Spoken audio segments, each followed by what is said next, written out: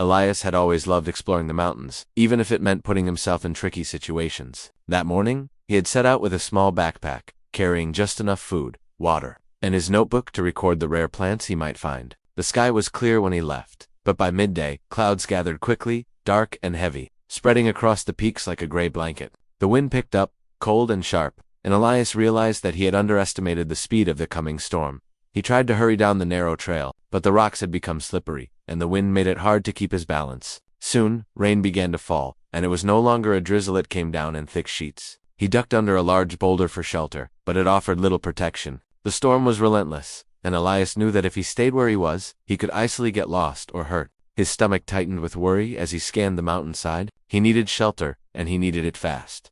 Through the haze of rain, he noticed a small wooden cabin tucked between a cluster of pine trees. Smoke curled gently from the chimney, a warm invitation in the cold, wet world. Elias didn't hesitate. He ran down the slippery slope toward it, slipping a few times but catching himself on tree roots. When he reached the cabin, he knocked on the door, his hands shaking from cold and fear. An old man opened the door. He was tall, with broad shoulders and a face weathered by years of sun and wind. His eyes were sharp, and his expression seemed stern at first, but there was something that told Elias he could be trusted. "Lost, are you?" the man asked in a voice that was both rough and steady. "Yes, sir," Elias replied, shivering. "The storm, it came out of nowhere. I didn't think I could make it on my own." The old man studied him for a moment, then stepped aside. "Come in, then, warm yourself."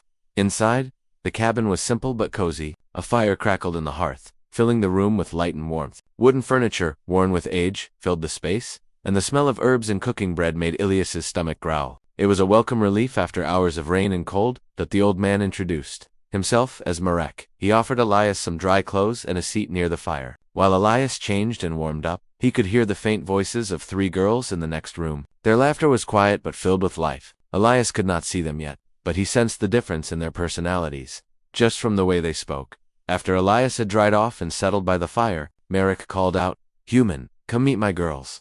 Elias followed him into the other room, where 3 young women stood side by side. The first 2 were striking. One had hair the color of golden wheat and a confident smile, while the other had deep brown eyes that seemed to hold secrets. The third girl, however, looked different. Her hair was tangled and dull, and her face bore marks of a past accident. She stood slightly apart, quiet, almost invisible compared to her sisters. Her eyes, though, held something curious, something that made Elias pause. Marek looked at Elias, a playful yet serious expression on his face. "Choose one of my girls, human," he said. His tone was firm but carried an old tradition, a test of character that Elias did not fully understand. Elias's heart skipped a beat. This was not what he had expected when he came seeking shelter. He had read about strange village traditions in his books, but he had never imagined he would be part of one. For a moment, he looked at the 2 beautiful sisters and thought about choosing one of them. They smiled politely at him, their expressions open and welcoming. Then his eyes fell on the third girl. She was not smiling, and she did not try to attract attention, but there was a quiet strength in the way she held herself. Something about her seemed honest, real, and unpretentious.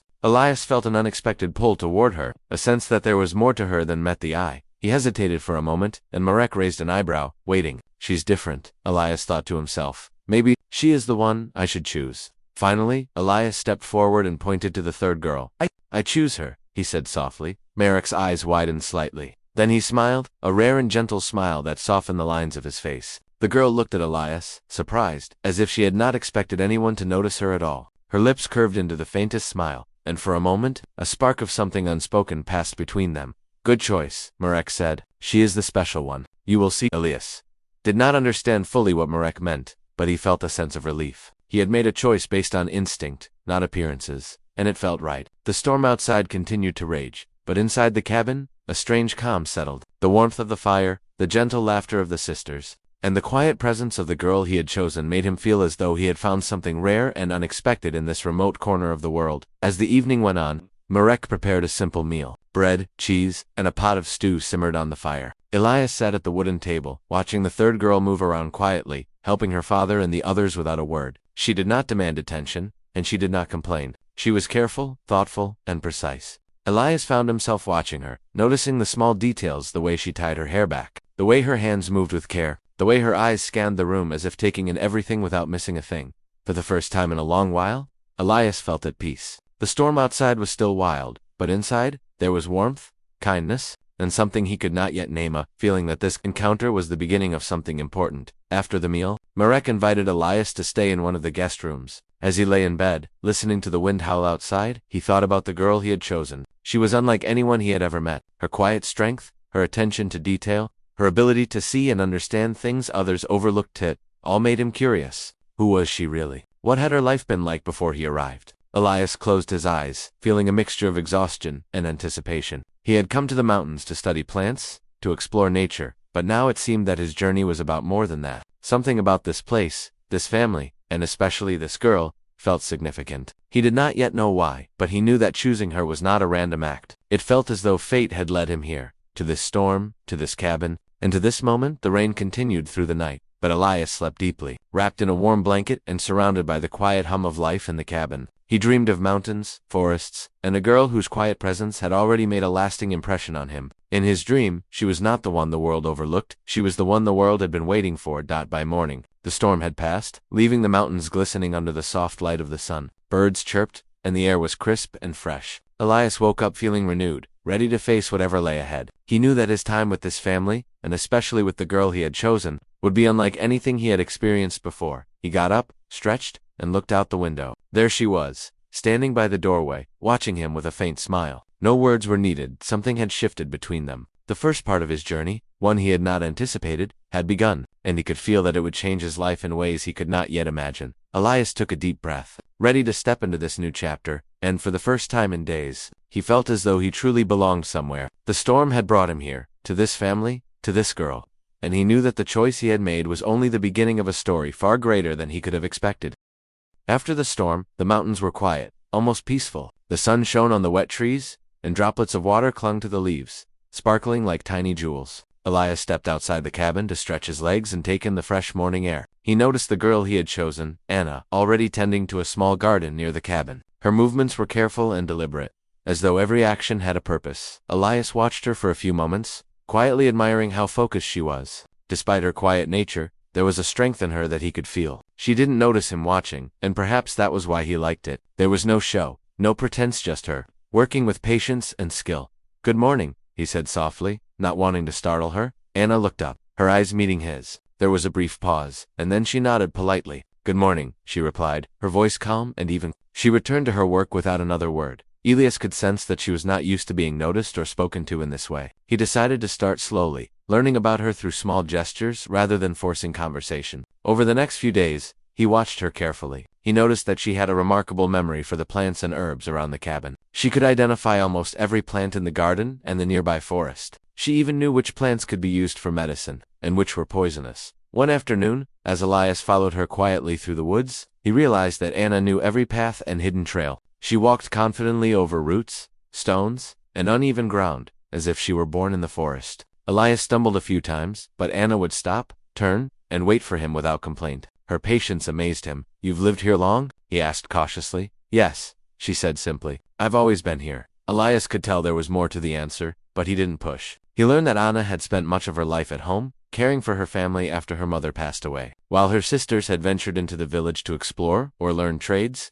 Anna stayed behind. She tended to the household, worked in the garden, and learned about the forest. Her quiet life had made her strong, even if her family had not always appreciated it. Over time, Elias began to understand why she had seemed so different from her sisters. It wasn't just her appearance. There was a depth to her, a calm intelligence that the other girls lacked. Anna could solve problems without making a scene. She noticed small details others overlooked. She could sense when the animals in the forest were restless, when the weather was about to change, and even when someone was sad or worried. One evening, Elias watched as Anna prepared a simple meal. She moved with care, chopping vegetables and mixing herbs with precision. When she noticed that he had been watching, she didn't shy away. Instead, she handed him a small bowl of stew with a faint smile. "You should try this," she said softly. "It will warm you." Elias accepted the bowl gratefully, tasting the stew. The flavors were simple but perfect, balanced in a way that showed care and skill. "You're very talented," he said quietly. Anna looked away for a moment, then back at him. "I learned from my mother," she said. "She taught me everything I know." Elias could sense the pride and sadness in her words. Her mother's lessons had shaped her, and yet they also carried a weight. He wondered how hard it must have been for Anna to grow up so quietly, responsible for things that others might take lightly. As the days passed, Elias and Anna grew closer. They didn't need many words. Sometimes, they simply worked side by side, tending the garden or walking in the woods. Other times Elias would ask her questions about the plants. and she would explain patiently, her knowledge both precise and practical. He learned to appreciate her calm nature, her careful thought, and the way she observed everything around her. Elias also began to notice how the other two sisters treated Anna. There was tension in the household. Small gestures of disapproval or quiet jealousy. They would make snide comments, sometimes about Anna's appearance, sometimes about her habits. But Anna never responded with anger or hurt. She simply ignored them, continuing her work with quiet dignity. Elias admired her for that. One day he asked her about it. "Does it bother you?" he said. Anna paused, then shook her head. "It used to," she admitted softly. "But now,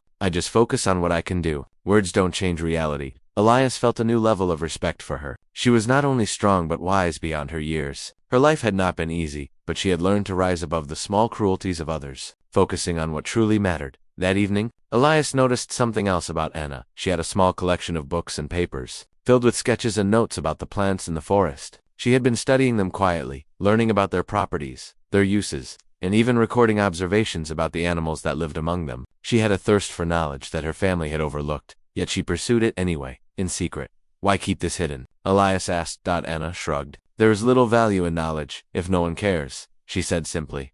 Elias felt a pang of sadness for her. Here was someone with such talent and curiosity, yet her family did not see it. But he also felt a sense of hope. Perhaps he could help her show the world what she was capable of. Over the next week, Elias continued to explore the mountains, but he always returned to the cabin. Anna would walk with him sometimes, showing him hidden trails, rare plants, and quiet streams. They shared small moments of laughter and discovery. Elias felt that he was learning more from Anna than from any book or research he had ever done. One afternoon, while walking along a narrow path by a cliff, Elias stumbled on a loose rock. Anna caught his arm instantly, steadying him. "Be careful," she said, her eyes filled with concern. "I should be careful," Elias replied with a laugh. "You're the one who knows every path here." She smiled faintly but said nothing. Elias realized that her quiet strength was not just in her knowledge, but in her actions. She could protect and guide, even without seeking recognition or praise. That night, as they sat by the fire, Elias began to think about Marek's words. "She is the special one," he had said. At first, Elias had not understood fully, but now he did. Anna was special not because of beauty or charm, but because of her courage, her wisdom, her patience, and her resilience. She had endured hardships that others would not have survived, and yet she remained kind, observant, and ready to help. Elias realized that his choice had not been about appearances. It had been about seeing what others overlooked, a true strength within a person. And now, he was beginning to understand just how rare that strength was. Days turned into weeks, and Elias's respect and admiration for Anna grew. He watched her interact with the household and the forest alike. Always calm, always thoughtful, she taught him to notice small details: the way a plant's leaves changed with the weather, the way birds communicated through subtle calls, the way the wind could reveal hidden paths. One evening, as the sun set behind the mountains, Elias and Anna sat quietly outside the cabin. The sky turned shades of orange and pink, reflecting in the small river nearby. They did not speak much, but their silence was comfortable. Filled with understanding, Elias thought about his journey so far. He had come to the mountains to study nature, to explore and learn, but he had found something more: someone who could teach him about strength, patience, and quiet courage. Anna was not the kind of person who demanded attention, but she commanded respect through her actions and her heart. He realized that he had been given a gift, not just shelter during a storm, but the chance to know someone extraordinary. And though the journey was only beginning, he felt that it would change him forever. In the days that followed, Elias continued to explore, but he always returned to the cabin,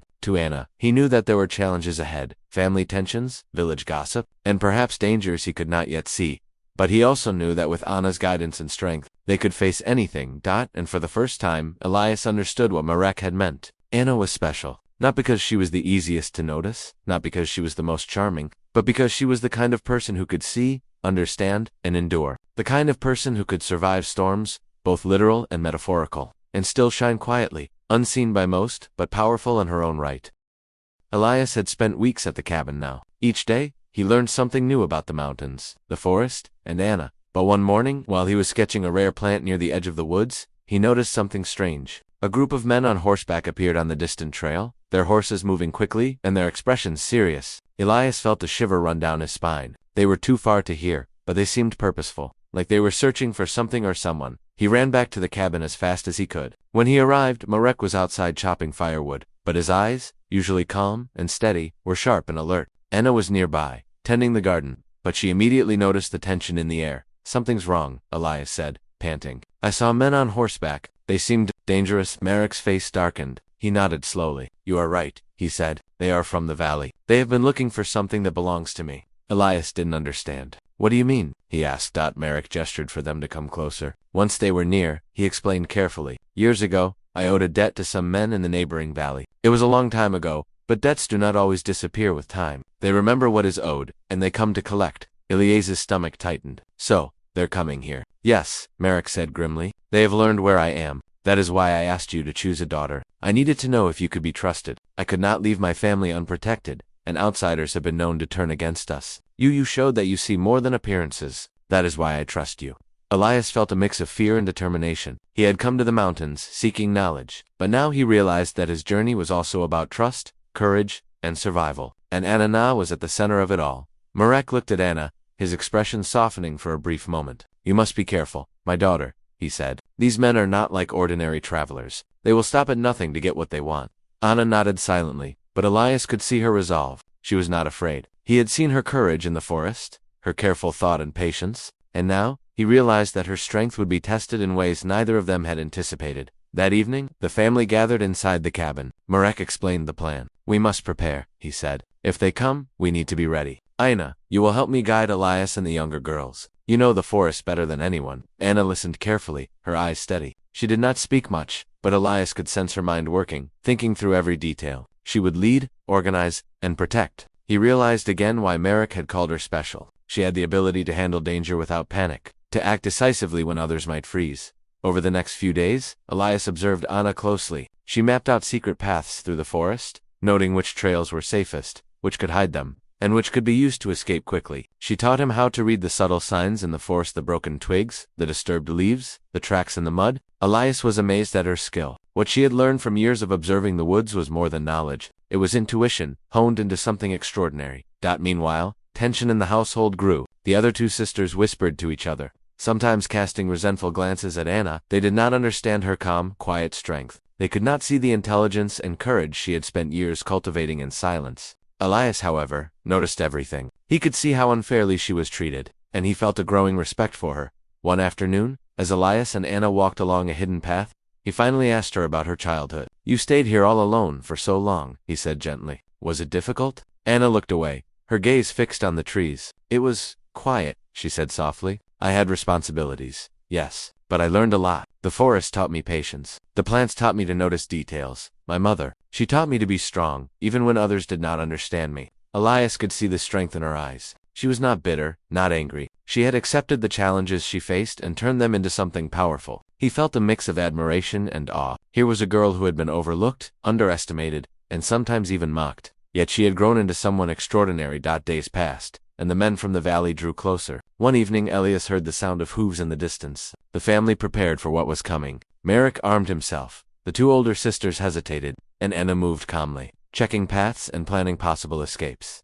Elias realized that Anna's quiet demeanor was not weakness. It was strategy. She did not rush. She did not panic. She thought, calculated, and acted with precision. When the men arrived, she would know exactly what to do. The night the men came, Elias stayed close to Anna. The forest was dark and silent except for the distant sounds of the intruders. Anna led them along a hidden path, carefully avoiding the main trail. Elias followed her, trusting her completely. She paused only once, crouching behind a bush to signal him to be quiet. He realized in that moment that her knowledge of the forest could save their lives. They moved quickly but quietly, Anna guiding them through narrow trails and thick undergrowth. The men on horseback searched nearby, shouting and calling to each other, but Anna's careful planning kept them hidden. Elias could feel his heart pounding, but he also felt a strange calm. He knew they would be safe if they followed her lead. Finally, they reached a small abandoned ranger's cabin deep in the forest. Anna checked it carefully, ensuring it was safe. This will do for now, she said. We can rest here until it is safe to move again. Inside, Marek tended to a minor injury on one of the sisters, while Anna prepared food and water. Elias watched her work silently,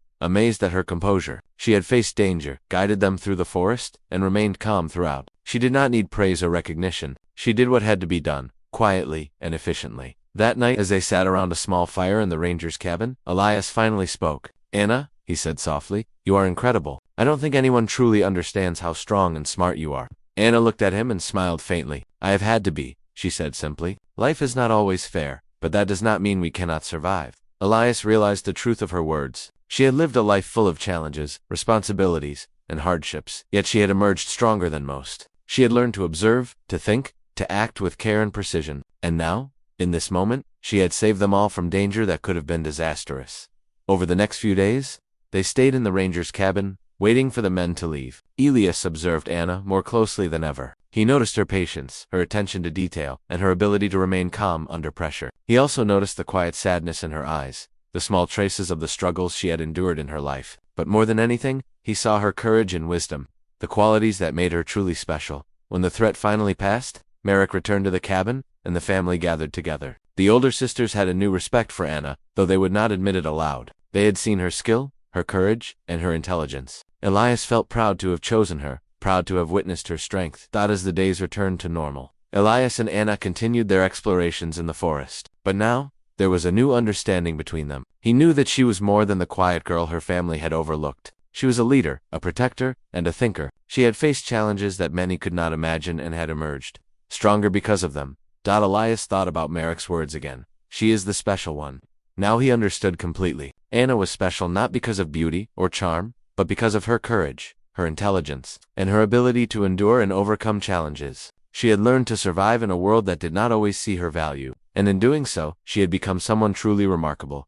He realized that life had brought him here for a reason. Anna had taught him lessons that no book or research could offer. She had shown him the power of quiet strength, patience, and intelligence. And in return, he hoped to help her show the world what she was capable of, to ensure that her talents and courage were recognized. The forest, the cabin, and the mountains had become more than just a place to explore. They had become a place of growth, understanding, and discovery. Elias had come seeking knowledge of the natural world, but he had found something greater. He had found the chance to witness and learn from someone extraordinary. And in Anna, he had found not only a guide and teacher but a reminder that true strength often lies where we least expect it, in the quiet, patient, and unnoticed moments of life. The days after the men from the valley had left were quiet, but Elias knew it was only temporary. Anna had shown him her courage and skill, but he also understood that danger could return at any time. The mountains, which had once seemed peaceful, now carried an edge of tension. Every rustle of leaves, every distant cry of an animal, made Elias alert. And through it all, Anna remained calm, always aware, always watching. One morning Marek gathered the family and Elias near the cabin. "There is no time to waste," he said quietly. "We must move to a safer place. The valley men will not give up, so Anna knows the paths. She will guide us." Anna nodded, her expression steady. She had been planning this for days, mapping routes, noting dangers, and preparing supplies. Elias realized once again that her quiet nature hid a mind that was sharp and precise. She was a strategist, and in the coming days, her skill would be crucial. The group packed their essential belongings: food, water, blankets, and some of the more valuable items they could carry. Merrick carried a small bag of documents, and the older sisters reluctantly followed the plans Anna laid out. Elias stayed close to her side. He trusted her completely, and he knew that without her guidance, the journey would be far more dangerous. As they moved through the forest, Anna led them along hidden paths she had discovered over the years. She pointed out safe spots for rest, water sources, and places where they could hide if anyone followed them. Elias watched her carefully, learning how to read the signs. She observed naturally the subtle marks on tree bark, the tracks in the mud, and the broken twigs that marked where animals or people had passed. At one point, they reached a narrow pass between two cliffs. The path was dangerous, with loose rocks and steep drops on either side. Elias felt his heart race as he moved cautiously. Anna went ahead, carefully testing each step, then motioning for the rest of the group to follow. "Slowly," she whispered, "one at a time. Watch your footing." The older sisters hesitated, but Anna's calm voice and confident movements encouraged them. Marek went first, trusting Anna's judgment. Elias followed closely, noticing how Anna's eyes constantly scanned their surroundings. She was aware of every sound, every shadow, every movement. Elias felt grateful for her presence. When they finally reached a small clearing, Anna signaled for a break. She pulled out a few herbs and prepared a simple tea for everyone. While they drank, she spoke quietly to Elias. "They will try again," she said. "We cannot stay in one place for long. But if we are careful, we can stay ahead." Elias nodded. He realized that Anna's skill was not just in knowing the forest, but in reading people and predicting danger. She had already saved them once, and she would do it again. Her calmness in the face of danger inspired confidence. He began to see her not as the quiet, overlooked girl her family had described, but as a leader, someone capable of guiding and protecting others. Over the next few days, they traveled carefully, moving mostly at dawn and dusk when the forest was quiet. Anna led them through narrow trails, dense woods, and hidden clearings. Elias learned to trust her instincts completely. She could sense danger before it became visible. Once, when a faint sound of hooves reached their ears, she immediately diverted them to a hidden trail, keeping the group safe. During the journey, Elias observed more about Anna's character. She never complained, even when the path was difficult. She never demanded attention, even when guiding the entire group, and she was always aware of everyone's needs. She helped the older sisters navigate difficult terrain, encouraged Merrick to rest when he was tired, and made sure Elias kept up without letting him feel embarrassed or weak. One afternoon, while crossing a shallow stream, Elias noticed Anna pause. She crouched near the water, examining something carefully. Elias approached quietly. "What is it?" he asked. "A trap," she said simply. "They set it here. Someone has been following us, but they didn't expect us to take this path." Elias looked at the small, hidden snares set along the edge of the stream. He realized that Anna had saved them from what could have been serious injuries or worse. "How did you see it?" he asked. Anna shrugged slightly. "I noticed the disturbed earth, the way the grass was bent. Small details tell a lot if you pay attention." Elias felt admiration grow inside him. Her attention to detail, her patience, and her awareness of danger were incredible. She was not only brave, but also intelligent and careful. He realized that true strength was quiet and deliberate, not loud and boastful. That evening, as they rested in another hidden clearing, Elias spoke to Anna about her life. "You've lived like this for so long," he said. "Always careful, always observing. Doesn't it get lonely?" Anna looked at him for a moment, then smiled faintly. "It can be," she admitted, "but I have learned to rely on myself. And now, I am not alone." Elias felt a warmth in his chest. He realized that their bond was growing, built on trust, respect, and shared experience. He had chosen Anna because he saw something special in her, and now he understood that she had not only survived, but thrived in a world that often ignored her. The journey continued. They faced many small challenges: fallen trees blocking paths, steep hills that made their legs ache, sudden storms that forced them to seek shelter. But Anna handled each one calmly. She always thought ahead, planning for every possibility. Elias felt that he was learning more from her than from any book or teacher. Her wisdom was practical, her courage real, and her patience unmatched. One night, as they camped in a small grove, Merrick spoke to Elias privately. "You were right to choose her," he said quietly. "Most outsiders would have chosen the others, the beautiful, confident daughters, but you saw what I saw all along. Anna is special. She has survived, protected, and guided us all. She will continue to do so, and she will change lives quietly, without needing recognition." Elias nodded. He understood completely now. Anna's strength was not just in survival, it was in leadership, intelligence, and compassion. She could face danger without panic, guide others without arrogance, and make decisions that kept everyone safe. She was truly remarkable. The next morning, as they approached a larger river, Anna stopped again. She studied the water carefully, noting currents and hidden rocks. Elias and Marek watched her, trusting her judgment completely. "We will cross here," she said finally. "Follow my lead,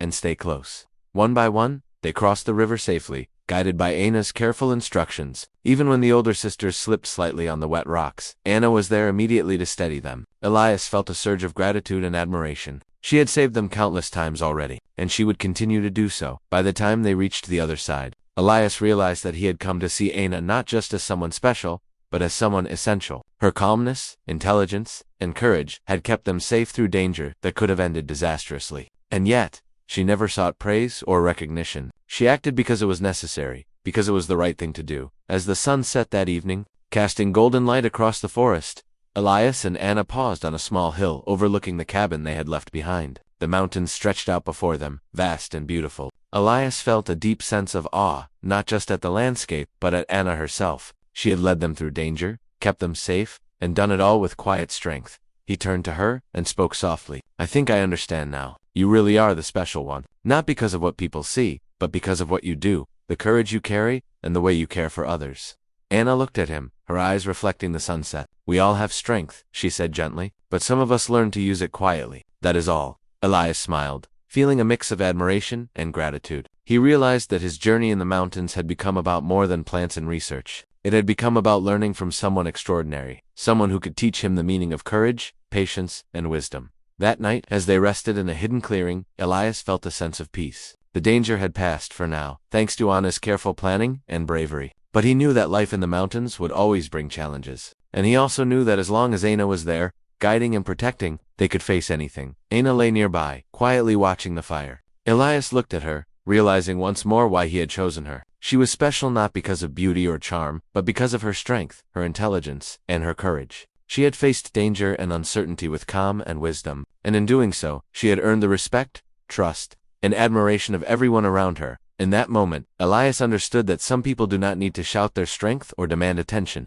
True courage, true intelligence, and true care show themselves quietly, in actions and choices. in the way someone protects, guides, and leads. Anna was the embodiment of all of that, and as the fire crackled softly in the night, Elias felt a deep certainty. Whatever lay ahead, with Anna by his side, they could face it together, stronger and wiser than ever before. The days that followed were calm, almost peaceful. The danger from the men in the valley had passed, at least for now. The mountains and forests, which had seemed threatening before, now felt alive in a gentle way. Birds sang from the treetops. The streams flowed calmly, and the wind carried a fresh, clean scent. Elias and Anna walked together often, exploring hidden trails and studying plants. But there was a difference now. The bond between them had grown deeper, built on trust, respect, and shared experience. Anna moved through the forest with the same quiet confidence as before. Elias noticed new details each day the way. She observed the smallest changes in the trees, how she knew which berries were ready to eat, how she understood the rhythm of nature as if it spoke directly to her. She had a gift, a rare combination of intelligence, patience, and intuition. But now, Elias also noticed another gift: her ability to inspire confidence and calm in others. The older sisters, who had once whispered and judged her, now watched her closely, following her guidance without question. Even Merrick, who had always been careful and cautious, looked at her with pride. One morning, Elias and Anna reached a small clearing in the forest. The sunlight fell in soft patches, illuminating the grass and the wildflowers that grew there.